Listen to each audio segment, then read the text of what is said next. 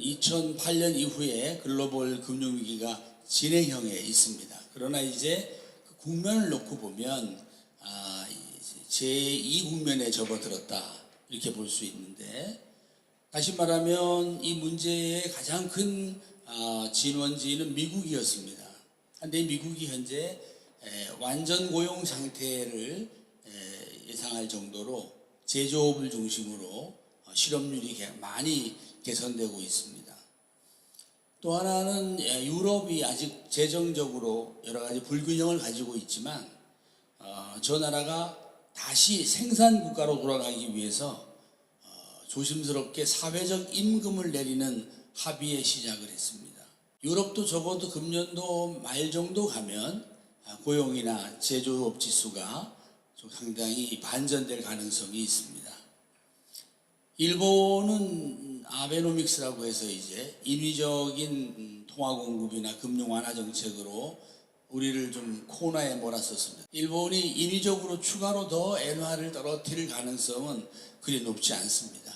일본 가계가 부담할 수 없는 수준에 와 있기 때문에 그들은 아마 기술 혁신으로 2단계 전략에 접어들지 않을까 그런 생각을 합니다.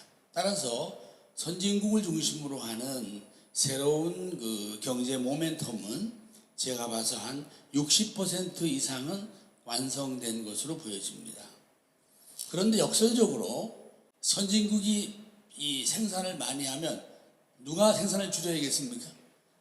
신흥국가가 생산을 줄여야 하거든요. 그러니까 이제 어떤 나라가 탁 떠오르시죠? 이 나라의 공급 조정이 불가피하고, 또 공장을 줄이는 게 먼저겠습니까? 투자된 돈이 먼저 빠져나가겠습니까? 당연히 투자된 돈이 먼저 빠져나갑니다. 중국이 겪고 있는 것은 그들의 문제라기보다는 이른바 균형을 잡는 데서 발생하는 하나의 충격파다.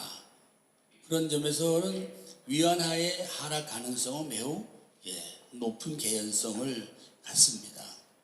이것이 우리 한국 경제에 주는 영향이 직접적으로는 분명히 있습니다만은, 또 세계적으로 놓고 보면 미국이나 유럽이나 일본이 다시 제조업으로 경제 규모를 늘려나가려고 할 때 어느 나라의 소재나 부품이나 중간재를 안 쓰면 안 되겠습니까?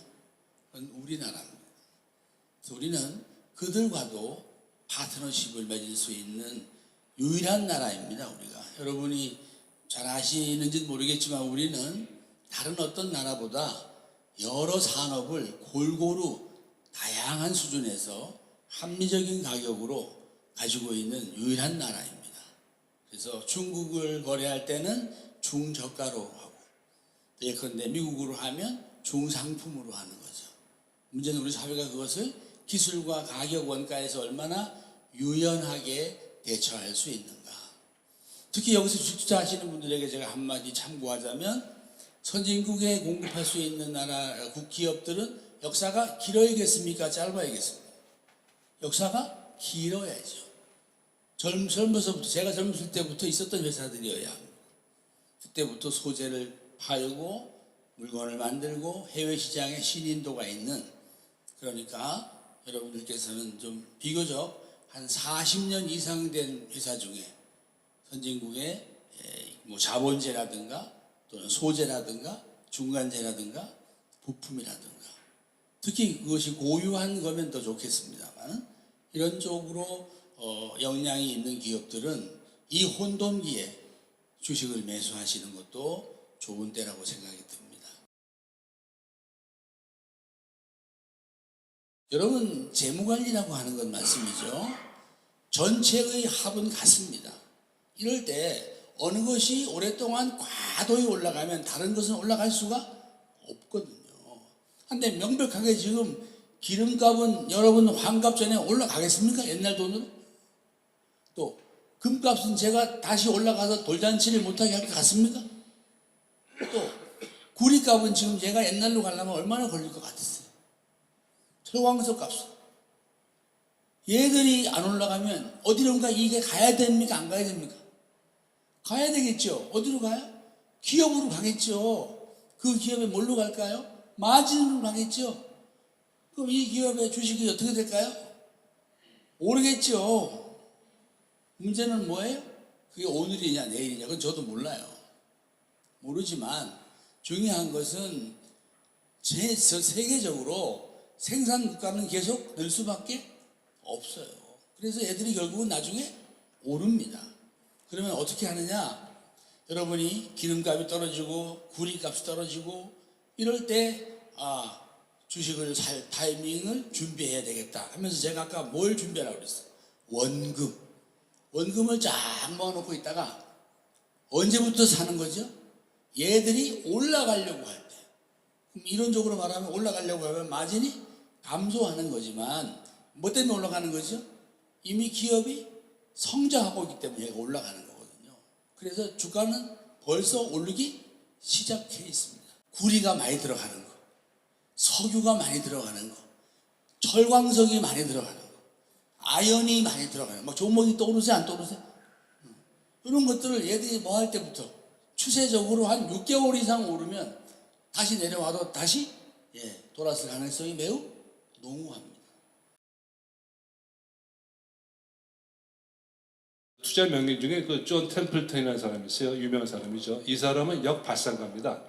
남들이 주식이 좋다고 난리 필 때 주식을 팔고, 이 사람은 남들이 죽겠다 싶을 때 주식을 사는 사람이에요.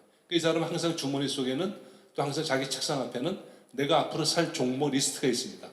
그 종목들이 크게 떨어질 때 이 사람들은 슬며시 주식을 사는 역발상가 중에 하나고요. 그다음 두 번째 이제 그 피터 린치라고 유명한 그 월가의 영웅이라는 사람인데, 그 피터 린치는 그 얼마나 유명하면 월가에서 최고의 투자 수익률을 올려가지고 47살 때 은퇴해가지고 그 와이프랑 그 요트 타면서 세계 여행했던 사람인데, 이 사람은 세 가지 지론이 있어요. 투자에 대해서. 첫 번째 뭐가 있는가 하면은 주식 투자하는 사람들한테 얘기하는 거예요.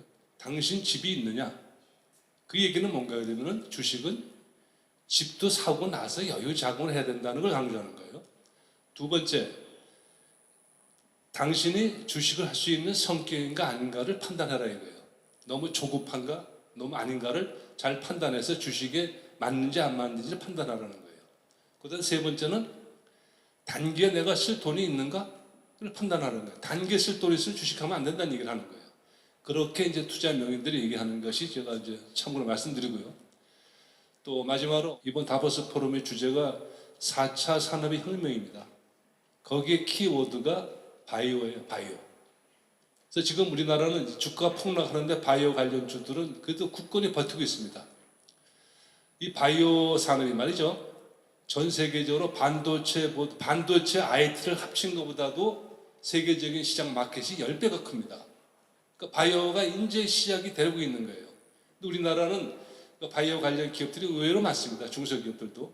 아마 이들 기업들이 제2의 한미약품 이상의 그런 기업들이 많이 있습니다. 그런 거를 잘 염두에 두시고 소액이라도 한번 이렇게 투자해 보시는 게 어떨까 생각 들어집니다.